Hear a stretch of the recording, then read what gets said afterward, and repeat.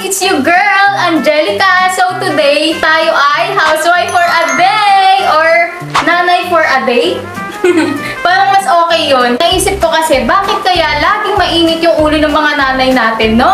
So guys, mataas po ang respeto ko sa mga magulang ko. Kaya gusto ko sana ilagay yung sarili ko sa sitwasyon nila. Alam niyo yun, yung sa dami nilang problema, hindi nila makalimutan yung Tupperware na naiwala mo. So guys, hindi po ganito yung parents ko. Mas nakita ko po ito sa lola ko. Sobrang dami kong lalabhan ngayon guys. At sobrang dami din mga gawain dito sa bahay na hindi ko maintindihan at ngayon pala umiinit na yung ulo ko.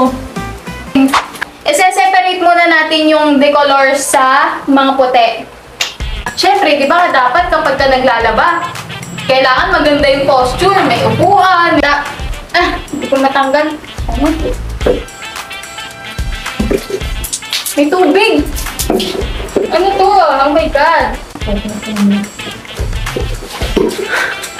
Ito, buko. May laman tubig. Una natin gagawin, ipaghihiwalay natin yung decolor, tsaka yung puti, hiwalay natin yan. Yan, sama-sama na yan. Pagsamahin na natin yung itim sa, hindi naman niya kumukupas. Dami-dami labahin. Ilang beses ba kayo magpalit sa isang araw? 5? 5 beses? May tagalaba ba kayo? Yun yung mga naririnig ko sa mga, namin, sa mga parents, di ba? So, ayan, di ba? Separate na. Lalagyan na natin to ng Clorox. Tama ba? Sondrox.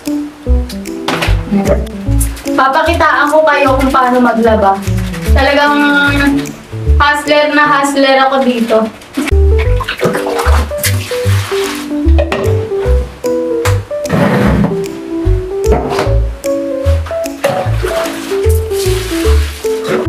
Dapat pag uupo, ganito. Parang naka-posture. Yan. Kailangan pabulain muna natin para syempre tuloy-tuloy yung paglalaban natin. Nung bata kami, sa probinsya kasi ako dati nakatira. Ngayon kasi nandito na kami sa Manila. Tapos, lagi kaming tinuturuan ng lola namin kung paano talaga maglaba dati. Bata pa lang kami, naglalaba na kami. Sa ating mga mahihirap, normal lang naman yun. Na naglalaba tayo, bata pa lang. Mas okay ngayon natuto agad tayo, bata pa lang, di ba? Sa mga gawaing bahay, alam niyo yung mga ganun.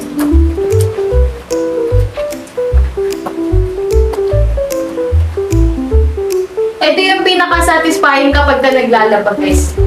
Yung tumutunog. Marunong kayo niyan? Naglalaba ako, tumutunog yan. Lips. Marunong ka na ito. Tumutunog yan. Ito yung pinaka-satisfying sa lahat. Yung kapag ka tumutunog yung labahin. Tapos, alam niyo yan, yung mga, sa mga bewang. Kailangan, kinukusutan din yan. Kasi, dyan namumuo yung pawis natin eh. Dito, sa mga kasingit-singitan. Ay, super haggard. Hire niyo ako maging labandera sa bahay niyo. Gagalingan ko. Lagay na dikit.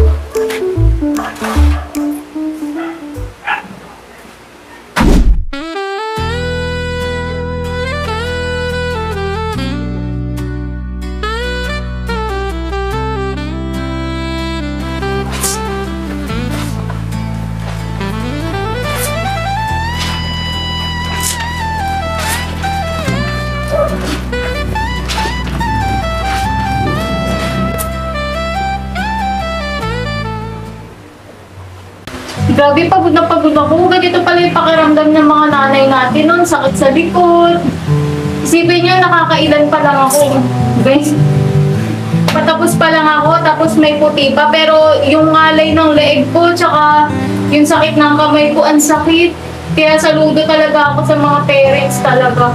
Sa mga magulang natin. Wala pa po akong anak, guys. Wala pa. Pero gusto kong, kaya ginagawa ko rito kasi gusto ko talagang paghandaan Gusto ko matutunan lahat kung ano ba yung pakiramdam, kung gaano ba kalala yung pagod, yung bakit ba sila nagagalit. Gusto ko maramdaman yung ganun, kung bakit sila laging nagagalit, mainit ang ulo nila, dahil hindi pala talaga simple yung mga ginagawa nila. Talaga nakakapagod pala talaga. Tapos isipin nyo, makukulit pa yung mga anak nila.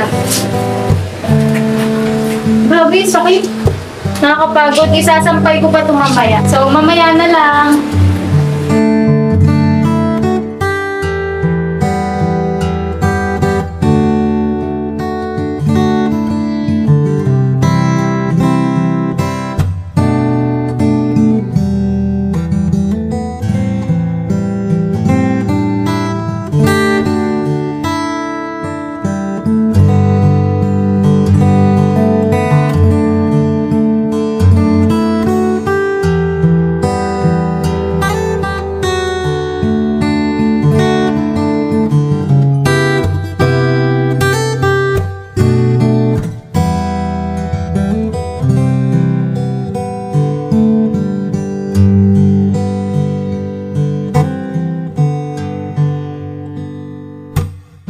Tapos na ako maglaba ng mga damit, and then nababad ko na rin yung mga puti. So ngayon, ang gagawin na lang natin ngayon ay magsampay.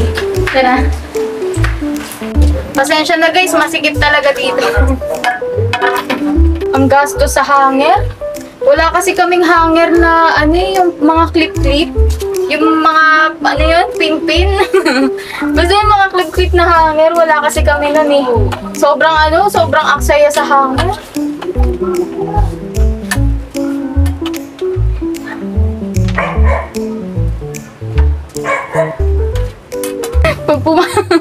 Pag pumasok dito mamaya yung kapatid ko guys, magtataka yun bakit tulo-tulo yung bahay.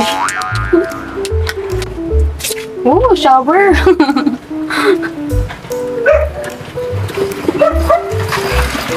Oo, alam ko, dikit-dikit. Siyempre, pag ihiwalayin natin yan.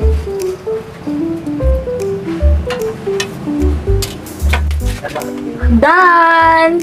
Itong pinagsasampayan to, ginawa na po talaga namin tong bodega. Kasi dati itong tindahan. So ngayon, syempre kailangan namin i-renovate. Habang hindi pa naman namin to na-renovate, so kailangan yung mga nakatambak na mga gamit na hindi na namin muna ginagamit sa loob ng bahay. So dito muna namin nilagay. Kasi nakakasikip ng loob ng bahay. Lahat naman ng mga gamit dito is napapakinabangan pa. Ito, lutuan namin dati ito ng fried noodles. May mga pinggan din dito. Tsatsagain ko muna, dito na lang namin muna isampay yung mga sampayan namin. Kasi kapag sinampay mo to sa labas, kinabukasan, sabi ko sa inyo, ang matitira na lang talaga sa inyo, brief na butas. Uso kasi talaga dito kuhaan ng damit, lalo na mga bago pa. Pag nakursunadahan talaga nila, lalo na yung mga tsinelas, yung mga sapatos, yan, kapag nakursunadahan nila, talagang matik. Kaninong mga pinggan na naman to? Di ba sabi ko, pagtas kumain, maghugas ng pinggan? Di ba sinabi ko sa'yo, maghugas ka ng pinggan? May naghugas ka ng pinggan? May yaya ka ba dito?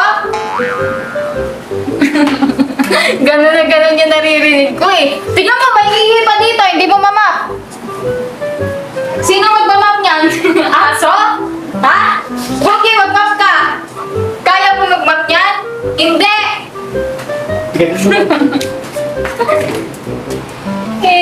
Titigas ng ulo niyong mga bata kayo ha?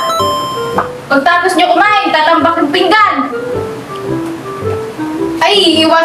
Iwas-was ko sa'yo yung mga... Iwas-was ko sa'yo yung mga pinggan dyan eh. Pag basagin ko sa mukha.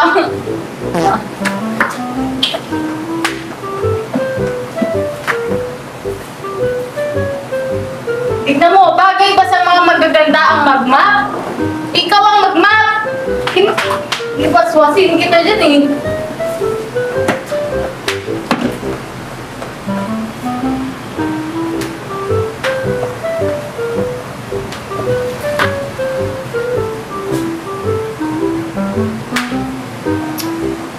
Pati yung yung upuan! Di ba sinabi ko? Pati yung upuan. Asan na yung sinturon ko? Asan yung sinturon ko? Di ba sinabi ko? Yung upuan! Dapat sa inyo, tinatanggalan ng upuan. Dapat sa side na lang kayo magsiupo. Itapon ko na ito sa labas lahat ng mga upuan na to. Bumili-bili ng upuan, kaya ayusin. Waswasin ko kayo din ng walis. May charger pa dito, may saksakan. Ano ba to? Nagbabayad ba kayo ng kuryente? Ay! Waswasin kita talaga. Kung mga bata to talaga, pag uutusan mo, hindi mautusan, pero pag sa galaan, ang bibilis. Hay! Ewan ko lang talaga pag ako nawala. Hindi ko lang talaga alam kung may tatanggap sa inyo.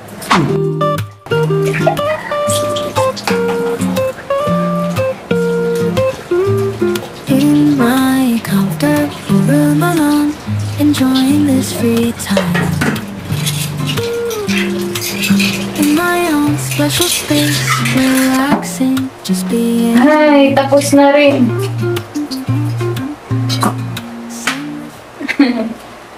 Ha, nakakapagod. Manood nga muna ako ng TV. Asan ang remote? Kung saan na naman nilalagay ang remote? Ay, ito, face to face. Damian! Huwag naman masyadong mainit. Hindi, natinaya mo. Ay, hindi totoo yan! Sabon naman! Marapit mo, please! Anak, alas 8 na, ilipat mo nga muna yung sa Jessica Soho. Okay. Ang pangalan ng mga pagkain ito, tunog SPG o nangangailangan ng strong parental guidance. Medyo bastos kasi ang tunog, pero para naman sa mga nakatikim na, hayop daw sa sarap. Hindi raw para sa mga masiselan ang paboritong ulam at pulutan ng mga tiga-Bukawi sa Bulacan. Habang inuwi ako, mas naging flavorful pa, kaya ang sarap ulit-ulitin. Honestly, promise, perfect na perfect siya pa. Bibili tayo niyan bukas. Bibili tayo niyan agad. So guys, nandito tayo ngayon sa kwarto ko kasi gusto ko na talaga magpahinga kasi sobrang sakit na ng likod ko. Baka nagtataka kayo kung bakit ako nakadress, bakit ako nag-ayos, maglalaba lang naman ako, maghuhugas ng pinggan, naka-blush on pa ako, naka-lip tint, nakakilay. Kasi po, madalas ko kasi nakikita sa mga nanay na kapag kagising nila sa umaga, diretso laba, diretso hugas ng pinggan. What if ibahin naman natin, di ba? What if habang naglalaba tayo, maganda tayo, di ba? Pretty lang, di ba? Pero hindi ko naman ginajudge lahat ng mga nagiging nanay na or parents na kasi kapag ka nandun na nga tayo siguro sa posisyon nila, baka hindi na rin natin maisip na mag-ayos pa, di ba? Pero try nyo pa rin para syempre, love yourself. Grabe no, ang hirap pala talaga maging nanay. Sobrang hindi pala talaga madali yung mga ginagawa nila. Kasi lalo na kapag ka, yung paglalaba pa lang, sobrang hirap talaga lalo na kapag ka mano-mano. Kaya kayo mahalin nyo yung mga magulang nyo. Kasi hindi natin alam kung saan nanggagaling yung mga init ng ulo nila eh. Kasi malay nyo, di ba? Baka soon, kayo na rin ang nasa posisyon nila. So, yun lang. See you next vlog. Bye!